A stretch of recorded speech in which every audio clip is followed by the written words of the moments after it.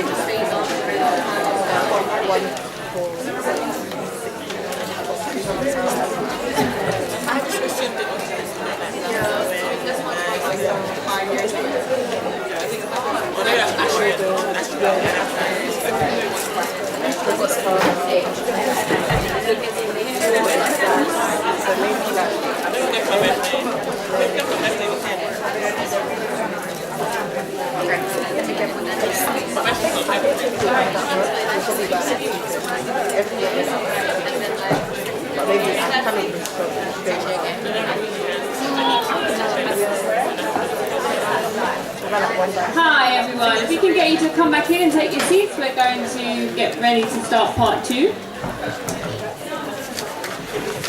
Maybe close that door. You know it's quite warm in here as well, so the housekeeping back home. We've got 2 or 3 fans on and try to open this door, so hopefully it will be a bit cooler, at least for the next half an hour.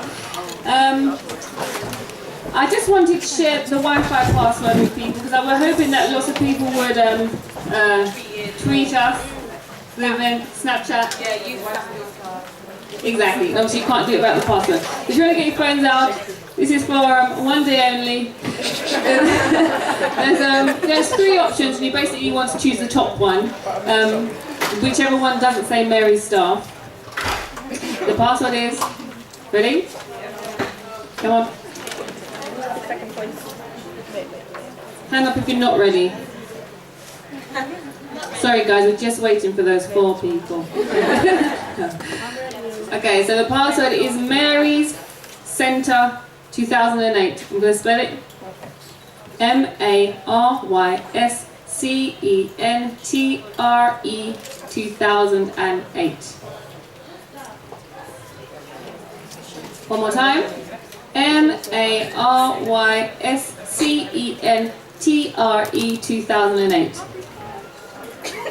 Now everyone must snap. Oh my. Really? Okay, so it's the top one.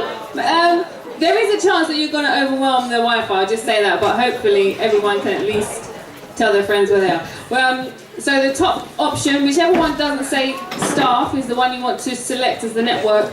Password is Mary's Centre 2008. No, it's all lower caps, and it's all one word. Even the numbers. MARYSCENTRE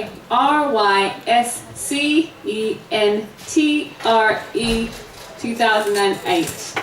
Excellent. I'll hand you over to Victoria. She's doing well so far, isn't she? We're going to now enter into our second part of today's panel discussion, and we're going to keep the answers really brief and quick and snappy, so like 2 minutes max. So the next question is, what are you doing to ensure your growth and development continues as a leader? Simply, do you want to start? We're starting with the mic. Oh, the mic. It's up to you. Oh. Thanks. I will keep it short, 2 minutes. I think this is a really great question, and I definitely think I need to do this more. But I think one key thing is really continuously get feedback from people and reflect on it.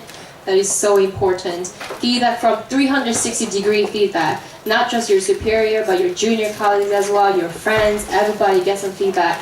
And make sure that you reflect on it, make sure that you really think about it, and make sure that you really use it and apply it. So think about what your strengths are from those feedback so that you can leverage it in future. Think about what your weaknesses are, not only to improve on it, but also to find ways to outsource it to other people. Because that's what team is about. You gotta find somebody who can spot you in your weakness. You know? And I think, yeah, the other thing is just really the intellectual curiosity bit. So continue to look out for some of these studies out there. The TED Talks are amazing, right? People that you find inspirational, inspiring, those are the people, listen to their talks, their stories, and see in what ways you can borrow some of their ideas and apply it yourself and give it a go and try to find your own leadership. But I think it's so important that your leadership is a leadership that can be adaptive to environment, the job, the situation, and your team. All right, I'll just, yeah. Thanks. Again, memory, super bad. You're going to have to repeat the question. I'm so sorry. So, what are you doing to ensure your growth and development continues as a leader? Okay. I have so much to say, guys. I talk too much. This is why I love what I do. But one of the things that I would say is reading. And no, it's not just because I do English literature and I'm a true nerd and I love reading, but I believe that everyone needs to read. Reading is so important. Reading books out there. There's so many books out there that you can read, whether it be because you want to start a business or some of the books that you mentioned, I've written it down and I'm going to go and get them and read. But you have to read, guys. Open up your mind, because sometimes we can feel like we know everything, or that we know what we're talking about in that industry because we've been doing it for so long, or we know what we're talking about just because, oh yeah, like this is what I study. No, open up your mind to different things and read. It's so, so key and so important. And the second thing I would say is this, networking. I make sure that I network all the time. As I say all the time in my videos, etc., your network is your net worth. You do not know who you're going to meet. You do not know who the person next to you right now, guys, I want you to look at each other. Look to your left, look to your right. Honestly, you need to network with the people that are around you, because you don't know how powerful this network could be. I went to a leadership program recently, and I'm seeing a couple of faces from the leadership program. Hey guys, it was amazing. And one of the things that they said, that they kept repeating, was that you don't know, you could be sitting next to your business partner. You could be sitting next to the person that could be making you millions in the future, So make sure you network, you talk to everyone in this room, get business cards, talk to each other, network. And that for me personally allows me to keep growing and to moving forward, because I keep picking up new minds and new ways of looking at things and etc. So yeah, networking.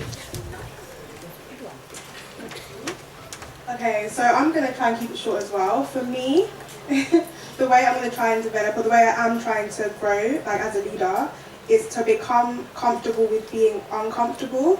And by that, I mean having conversations where you feel like you're out of your depth. Having conversations that you don't really like because you're making yourself like look, you know, like you don't know things, or you feel like you have to go away and read something or read into something and come back. Like, that's what I'm trying to do at the moment. I know I mentioned earlier that I'm working on like a tech startup, so a mobile app, and again, I'm from a humanities background. I do not know some of the jargon that this app developer was talking to me about. I had no idea, and they were looking at me like I was actually like dumb, which was rude. But I had to learn to take that. You have to learn to be humble. You have to learn to like that, to like knowing that there's somewhere for you to grow, there's somewhere for you to go. To be honest, that's a beautiful thing. Like, I'm scared of getting to a point where I feel like I've done everything. Like, that's a really bad position to be in. I don't feel like anyone should ever feel in that position. Like, as you were saying, there's always something to read, there's always something to learn about. You know, momentum and progress, and there being a gap between where you are and where you want to be is what drives me. So just become comfortable with being uncomfortable, because it's a blessing. Like, it's just an opportunity to learn. So just carrying on from the theme of what everyone has said so far, I think for me, obviously, in my field, it's all about education. The number of exams that we have to do is so much, but that's because they want us to keep developing, and even you don't want a doctor who sort of stayed on the same level from when they started 3 years in, 4 years, and 5 years in. In addition to all our clinical stuff, we still have to show leadership. So, for example, it's about putting yourself forward. It's about, so how can I develop as a leader, or what opportunities are there for me to be able to actually lead. So, for example, a project is coming up, and you say, I want to get involved in that. I want to do that. I want to show my leadership skills. You want to show that actually you can do it, and it's by, as you said, being uncomfortable, learning from the experience. That's what makes you a better leader. I think no one is born a leader, or actually, well, some people are born leaders, but no one, but no one is born at that point whereby you know everything. You're at the top of your game. Everyone, even the top CEOs of all the Fortune 500 companies, they started from somewhere. They started from entry-level positions, and they worked their way up. And it's important because it's always interesting, because one of the people I like is Sheryl Sandberg, and she was saying that men, they're promoted based on their potential, whereas women are promoted based on their past accomplishments. So you're already up against a struggle as a woman, because you find that men are more likely to get promoted because they go, actually, I can see the potential in them. However, women have to prove themselves. The only way you can prove yourself is by putting yourself forward, okay? So when there's the opportunity to say, okay, we want someone to organize this project, we want someone to do this thing, so by saying, I will do it, I want to do it. Be that first person to get in there, get stuck in, get your teeth. I heard people talk about grit earlier, about resilience. It's about putting yourself out there, and people start to recognize you, people start to trust you. They know that when I give her a project, she will deliver, she will do it. And unfortunately, it's an uphill battle, but women get promoted based on your accomplishments, not on our potential. That's something different, but to be a leader, that's the thing as a woman you have to do. It's about education, so it's not, we need to read, and again, because of my field, we read a lot, but it's about reading extensively. It's about having both formal and informal training. So yes, coming to programs, and I'll give actually a quick story if you just bear with me just 1 minute. With the project that we do, because my passion, or obviously my background in Nigeria and Africa, you have lots of people who die from diseases, people have road traffic accidents, and everyone is there going, ah, but no one does anything. You're just standing there either Snapchatting or tweeting, and I'm like, guys, come on. And people are there, like in the cars, and people are just wailing, and no one's doing anything. So I was like, right, this is the problem. I'm going to find a solution. This is not okay. We live in the 21st century, okay? And everyone, we know that people, if they're educated, they can take ownership of their problems. So I said, okay, look at the Ebola crisis.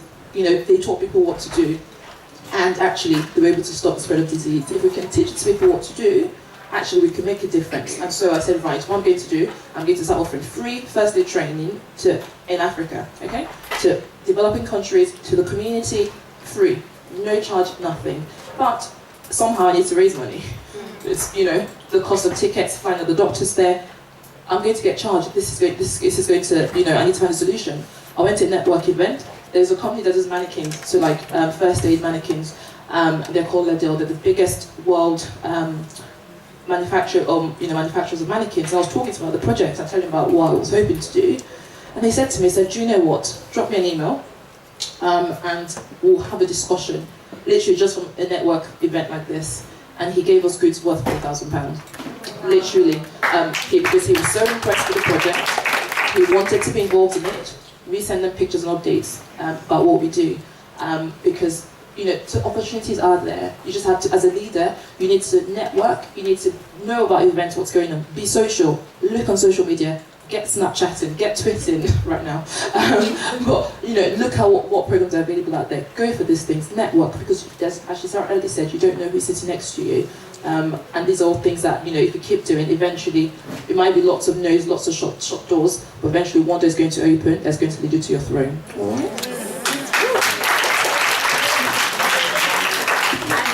Last question, which is actually my favourite one, is looking at where you all are now, if there was one thing that you could say to your younger self, what would it be? So let's keep it all. So there are 3 things that I thought about. First is networking. I didn't want to network not because I didn't feel comfortable networking, but I think I was very naive. I was like, I'm going to do everything by myself. I'm not going to depend on other people to do this, because I've forever had that, and nobody really reached out to help me to begin with. I'm so grateful for supporters and so on, but I think I wish I would have changed the mentality towards networking earlier on, and not think that it's something bad, and just really reach out to people and connect and see in what ways we can both mutually benefit each other. The other thing is stop comparing myself to other people. That was so hard, especially if you got a mom who constantly compares you with everybody in the world. Like, she's like, your cousin did this. She watches TV and look at her, she's like that. Why aren't you like that? I'm like, oh my God, seriously. And it's really hard to get out of the environment, but you really gotta really compete only against yourself. Otherwise it's going to be really stressful for you. You're not going to achieve the goal that you really want to achieve. You're not going to become the person that you really want to become. Which leads on to the third one. Really reflect on who you want to be, what your vision is, what your purpose is. And I did this exercise a couple months ago, so hopefully this will be useful for you guys too. So divide your life into different timelines. So maybe from age 0 to 5 and 6 to 10, 11 to 13, 14 to 18 and 19 to now or whatever, and then reflect on what were the events that happened that really got you excited, and then think about why was it so exciting, what were the skills that you demonstrated, who were the people involved in your relationship with them. And if you reflect on that across these time frames, you may be able to see a theme that kind of helps you understand what really gets you going, what really excites you, and about your natural strength. Because strengths are not only what you're good at, but what energizes you, what strengthens you. And then also the last question around people involved and so on, that can help you understand the environment that will lead you to success, what kind of people and resources you need to achieve your goal.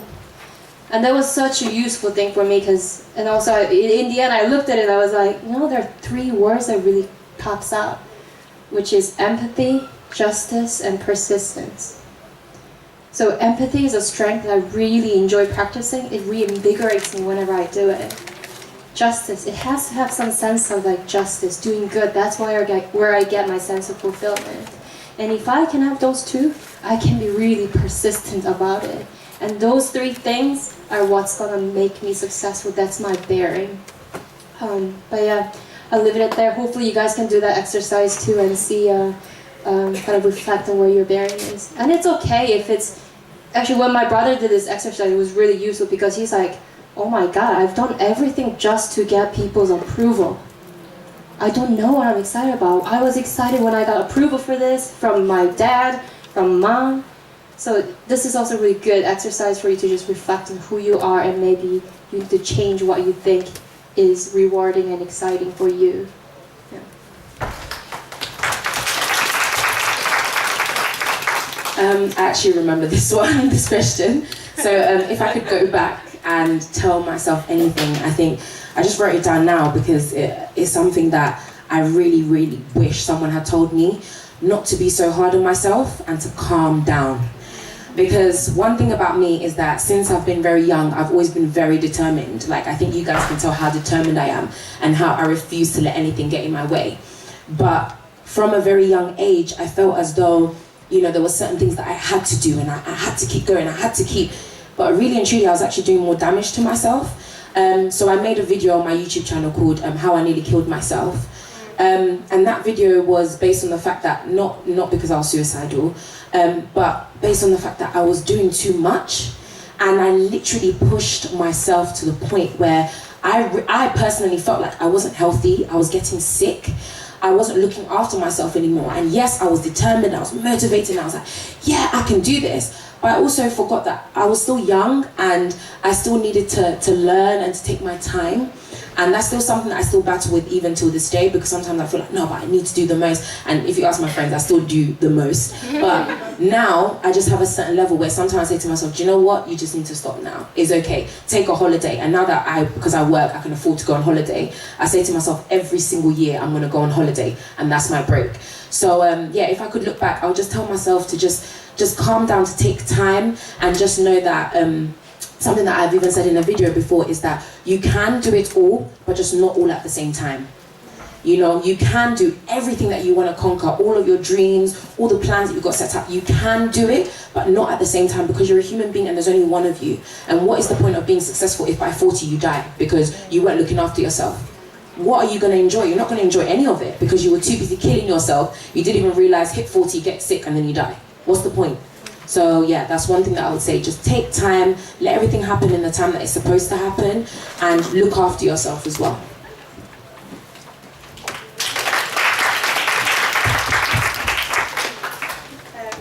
So if I could tell myself anything, looking back, it would probably be to have enough courage to take the big opportunities now, and that you can figure out the finer details later. I was someone, well I still am someone who, as I was saying earlier, I can't improvise. I'm someone that likes to have a plan for everything.